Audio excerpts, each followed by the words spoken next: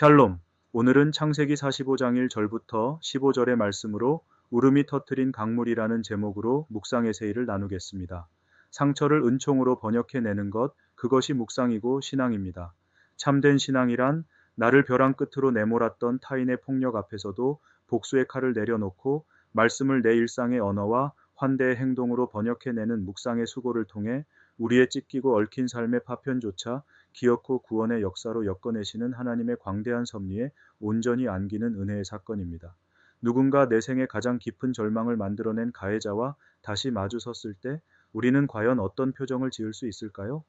온 대지가 눈부신 초록의 생명력을 뿜어내는 이 아름다운 날에도 내면의 깊은 흉터와 응어리진 원망 때문에 차마 누군가를 용서하지 못해 남몰래 밤잠을 설치시는 성도 여러분, 그리고 척박한 현실의 무게에 짓눌려 신앙의 여정에서 짙은 회의를 느끼고 서성이는 모든 분의 심령에 우리의 아픔을 기어코 희망으로 빚어내시는 하나님의 다사로운 평화가 스며들기를 빕니다. 요셉은 더 이상 참을 수가 없었습니다. 곁에 서 있던 이집트 신하들을 모두 물리치고 형제들만 남겨진 그 방에서 그는 마침내 목 놓아 울었습니다. 방성대곡이라고 성경은 기록합니다. 소리를 놓아 크게 울었다는 뜻입니다. 그 울음소리가 어찌나 컸던지 이집트 왕궁에까지 들렸다고 합니다. 20년이 넘는 세월을 가슴 깊이 묻어두었던 무언가가 유다의 처절한 대속의 외침을 들으며 마침내 터져 나온 것입니다. 우리는 그 울음 앞에서 잠시 멈추어야 합니다. 그것이 분노의 울음이었는지, 슬픔의 울음이었는지, 아니면 오래 참아온 사랑이 마침내 터져 나온 울음이었는지 성경은 말하지 않습니다. 다만 그 울음 이후에 요셉의 입에서 흘러나온 말이 모든 것을 말해줍니다.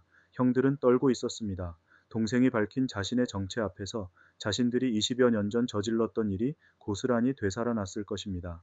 차가운 구덩이에 던졌던 그 형제가 지금 이집트의 총리 자리에 앉아 자신들의 생사여탈권을 쥐고 있었습니다.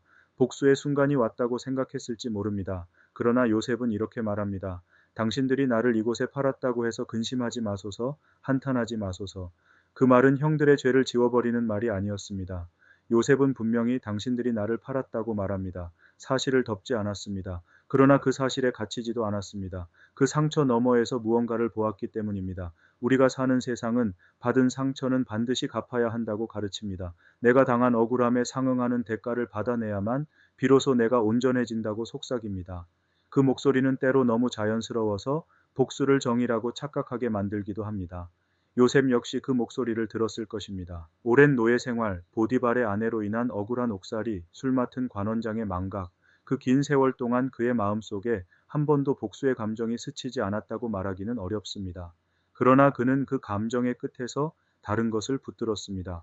형들의 악행 너머에서 일하고 계신 하나님의 손길을 보는 눈이 그에게 있었습니다.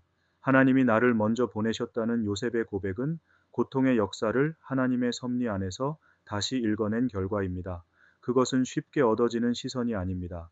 자크 엘윌은 그리스도인이 세상이 제시하는 선택지들이 때로 선과 악이 아니라 악과 또 다른 악일 수 있음을 직면해야 한다고 말했습니다. 그리고 그럼에도 불구하고 하나님께서는 그 악을 통해서조차 사람을 인도하신다고 했습니다. 요셉의 이야기가 바로 그것입니다. 형들의 악의와 이기심이라는 어두운 실이 하나님의 손 안에서 온 가족을 살리는 구원의 서사로 엮여 들어갔습니다. 요셉은 그것을 알았고 그래서 울면서도 용서할 수 있었습니다. 인류학자 김형영은 사람이 된다는 것은 사회 안에 자신의 자리를 갖는 것이며 환대란 타자에게 그 자리를 내어주는 행위라고 말했습니다. 형들은 20여 년 전 요셉의 삶의 자리를 빼앗아 구덩이에 던졌습니다. 그러나 요셉은 기근에 허덕이는 형들에게 기름진 곳엔 땅을 내어줍니다. 자리를 빼앗겼던 사람이 자리를 내어주는 사람이 된 것입니다. 그 반전의 자리에 참된 환대가 있습니다. 그리고 그 환대가 끊어진 형제들 사이에 다시 관계를 잇습니다. 그렇다면 우리는 어떻게 요셉처럼 상처를 이렇게 번역해낼 수 있을까요? 그것이 묵상입니다. 묵상은 조용한 방에서 성경 구절을 외우고 마음의 평안을 얻는 종교적 습관이 아닙니다. 토레이는 가장 위대한 성경 번역은 내 삶을 통한 번역이라고 말했습니다. 묵상은 하나님의 말씀을 나의 구체적인 오늘 속에서 살과 피를 가진 언어와 행동으로 번역해내는 일입니다. 요셉이 자신의 고통스러운 과거를 하나님의 섭리로 번역해냈듯 우리 역시 우리를 넘어뜨린 상처와 부조리 앞에서 말씀을 묵상함으로 그것을 환대와 긍휼의 이야기로 번역해내야 합니다. 그것은 억지로 되는 일이 아닙니다. 말씀 앞에 오래 앉아 있어야 합니다. 그 말씀이 내 안에 단단한 것을 조금씩 녹여갈 때까지 머물러야 합니다. 배틀 앞에 앉은 직조공의 눈에는 뒤엉킨 실타래밖에 보이지 않는 순간이 있습니다. 억울함이라는 짙고 검은 실, 배신이라는 거친 실, 기다림이라는 색바랜 실, 그것을 당장 끊어버리고 싶은 마음이 듭니다. 그러나 위대한 직조공이신 하나님은 그 어두운 실 하나도 버리지 않으십니다. 우리가 복수심의 가위를 내려놓고 주님의 손에 삶을 맡길 때 그 어두운 실들은 찬란한 은총의 실과 교차하며 엮여 우리가 상상하지 못했던 생명의 무늬를 만들어냅니다. 혹시 지금 누군가를 용서하지 못해 밤잠을 설치고 계십니까? 아니면 상처 준 이에게 복수의 날을 벼리며 그 분노가 내 안에서 나를 갉아먹고 있지는 않습니까? 요셉의 울음 앞에 잠시 멈추어 앉아 보십시오. 그 울음이 열어낸 강물 속으로 걸어 들어가 보십시오. 상처를 은총으로 번역해 내시는 하나님이 오늘도 우리 곁에서 그 일을 멈추지 않고 계십니다. 우리의 상처 많고 고단한 신앙 여정은 수많은 색깔의 실로 거대한 그림을 직조해내는 테피스트리를 짜는 일과 같습니다.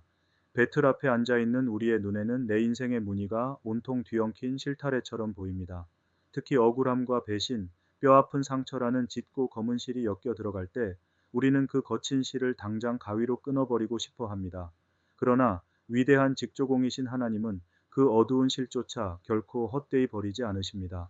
우리가 섣부른 복수심의 가위를 내려놓고 주님의 손길에 우리 삶을 온전히 내어 맡길 때 마침내 그 어둡고 거친 실들은 밝고 찬란한 은총의 실과 기묘하게 교차하며 엮이어 우리의 좁은 시야로는 도무지 상상조차 할 수 없었던 가장 장엄하고 눈부신 용서와 생명의 명작으로 온 세상을 따뜻하게 덮게 될 것입니다.